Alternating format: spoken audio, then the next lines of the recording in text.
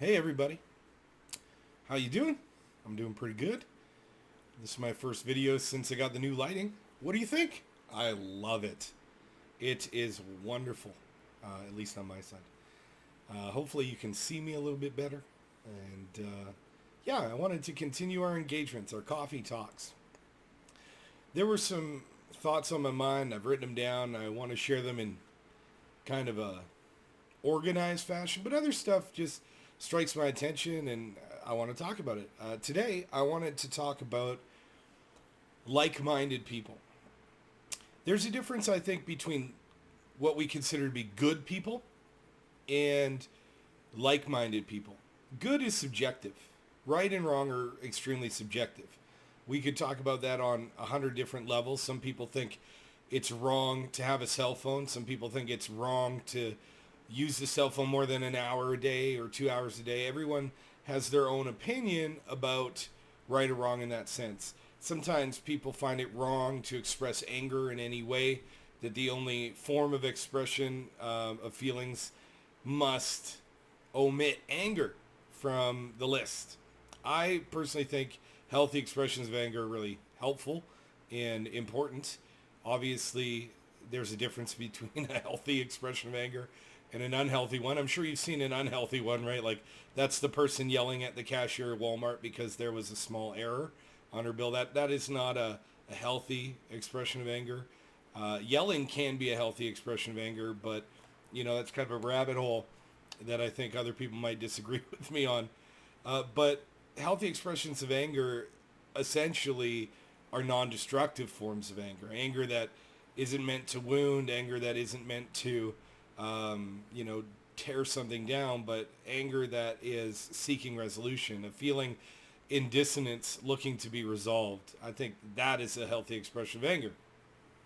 So when we think about good, right, a lot of things that somebody might call good might have unhealthy outcomes. A lot of things that somebody might call bad have a lot of healthy outcomes. I'll tell you a story I think that people can relate to in this sense. When I was first married, and I was married young, I believed, and so did Melissa, that fighting was an unhealthy expression of a marriage. That if there was fighting going on in a marriage, then that marriage was in crisis or unhealthy. That this was my view. It was a wrong concept of marriage. And what happened after being married now for 15 years is I discovered that there was a necessity to have those high stress conversations, and they would produce feelings of anger, but those anger feelings need to be validated and accepted and integrated into the whole mix. And where I was causing, Melissa to be angry through my actions or inactions, that same thing could happen for me, and we needed to find a resolution. We needed to get through the distress into relief. And really that's kind of what anger is, right? Is distress of some kind. This is not what I wanted. This is not what I find enjoyable. This is not what I expected. I'm in distress. Well, the reason I bring this up is because I'm seeing the need to enhance and sharpen my own relationship skills. I don't know, maybe you can relate to that the last couple of years have really talked about the need for strong interpersonal relationships, for human connection, for trust, for bonds to be made between one person and another, one group and another group. Right now, our landscape is very polarized, and it is about tearing down the other group, but we all know the outcome of that. We all know the outcome of tearing other people down. It just means we have more wounded people, we have more hurting people, and then subsequently we're going to have more people getting hurt because of that. One person is going to continue to, stir another person on, who's going to stir another person on, and eventually we're just going to have more and more crisis. That's not what I want. That's not the future I'm looking to build. And so I recognize, hey, Rudy, now is time to really lean into and sharpen and continue to progress your own relationship skills. And one of the thoughts I've had, and maybe you've had this thought too, and I think you have, and that's why I want to talk about it today. How do I get people to buy into that system? How do I get people to invest into that relationship that I want to have with them as much as I am investing. How do I get them to reciprocate with me? How do I grow that pool of like-minded people? And I think the key is we're not looking for the right people. We're not looking for good people. We are looking for like-minded people. People who think like us. Maybe they didn't arrive at the same conclusions as we did or in the same way as we did, but who share common values, who are committed themselves to behaving and acting in a certain way. See, you're never going to talk somebody out of behaving the way that they choose to behave.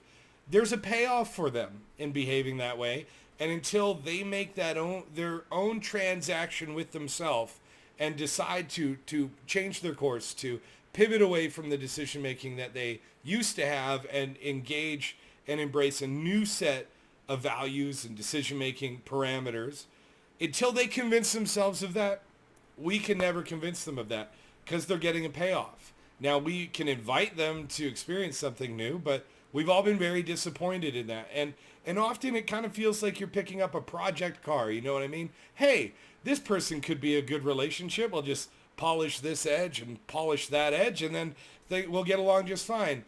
Well, I don't know that that's necessarily the best way to start a relationship.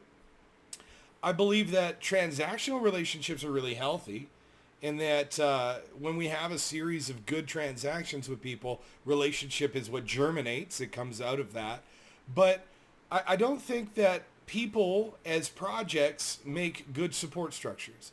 I think that we should be receiving support just as we're giving support. I believe the best types of relationships are reciprocal. And so because they're reciprocal, they invest and we invest. And so the search isn't for somebody who acts a certain way or does a certain thing. The search is more for somebody who is like-minded to you, who by reason of their own life choices, by the events that led them up to that day, they are thinking along the same lines as you. They are then acting along the same lines as you. And picking up with that person becomes rather simple, right? Like your lives seem to kind of enmesh. And I think that a lot of people are really stuck in this place of finding those people. I know I have felt super stuck at times in finding people that I felt like I could connect with, build something meaningful with. I've tried many times with many different types of people to have that type of productive relationship. And in all my experience, I believe I've come to one thing, that the best people to build relationships with are like-minded people. So how do you find like-minded people? That's really the question. Where do you look, right? Like, do you look on dating sites if you're looking for a significant other? Do you look at church? Do you look at the bar? Do you look at, shared interests, tennis? I like tennis. I'm going to go try to find somebody who likes tennis too. I think that there's some value in that. And I think that there's a little bit of a trap there too, right? Like, you're not trying to find them. Like-minded people will be found through the decisions you make to be yourself. If you like tennis, you're going to find people who like tennis simply by engaging what is meaningful to you. If you like, shopping garage sales, you are going to run across more like-minded people simply doing what is in your heart and coming out of your passions. And so I think from there, the hardest part is like, okay, how do I build that relationship with somebody? And I believe the answer is sort of simple, but it's difficult for us because it's a little counterintuitive to many things that we've been taught. Transactions. You go for coffee, you have a meaningful conversation. That is one good transaction. But unless you get to another good transaction and another good transaction and another good transaction, you're not going to have a relationship. A relationship is going to be built on a series of positive transactions. Somebody's going to have to invite that person to not just go for coffee, but to, come and go for dinner, or to engage in a project or attend an event or discuss something further, or feel something out, look at options, there's going to have to be another positive transaction. There's going to have to be another positive transaction. And then slowly trust is established. And I think the reason that a lot of people aren't having those relationships is because we're really trying to believe that we need to abandon this transactional way of engaging with each other, that something about it is inherently selfish. It's not true entirely. Is it selfish? In a sense, it has a payoff to self. But at the same time, it has a payoff to another. And as a species, we are a social species, meaning we have need of each other. And when we try to depart from transactional relationships and only have charitable relationships, we don't have reciprocation. It's kind of like if the only form of relationship you want to give somebody is charity, I will do for them, I will support them, I will not ask them to support me, I will not ask them to do for me, I will only give, then we are essentially taking a paternal type relationship with them. One where we are in charge, we're the boss, and we're only specifically giving what we choose to give. We're only specifically doing what we choose to do. And I don't know if you have had any relationships before, but mine, they have at times inconvenienced me. They have at times asked of me to give more than I wanted to give, or to give differently than I wanted to give. And in that beauty of supply and demand, their need and my ability to meet that need, and vice versa, we've carved out meaningful relationships. If you think about it, think about your own relationships, right? Think about the people closest to you. The people that are closest to you, you have skin in the game with. You're usually financially connected to them. That's a transaction, right? Maybe you both went in on a loan. That's a transaction. If that transaction was positive, you built a business together. If that transaction or series of transactions was negative, you had a relational falling out. It's essentially that simple. Friendships are about a series of positive transactions. Community is about when the larger group engages in those positive transactions, where the larger group looks to the needs of the rest of the group and contributes. That's where we get our societies from. Now, they've ballooned beyond anything that they started like, but there's still so many similarities, right? Like, you go to work not because you love your boss, but because he pays you. And if he stopped paying you, most people would stop going to work. I know there's a few nuts out there that would go to their job and not take any financial remuneration for it. And if that's you, great. It sounds like you are spending your time living out your passions, and that works for you. But for the vast majority of people, we do need that remuneration. We do need a positive transaction.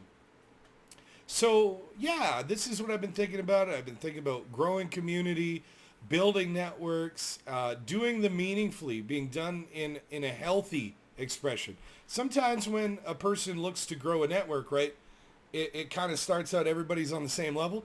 And I'll just give this visual illustration there. Everybody's on the same level, but then the leaders pop up. And now more leaders come and grow. Those original leaders pop up. And then all of a sudden, the structure starts to look like this, right? Like, starts to have some people on the top disproportionately benefiting from the people on the bottom. Many of our systems are set up this way nowadays.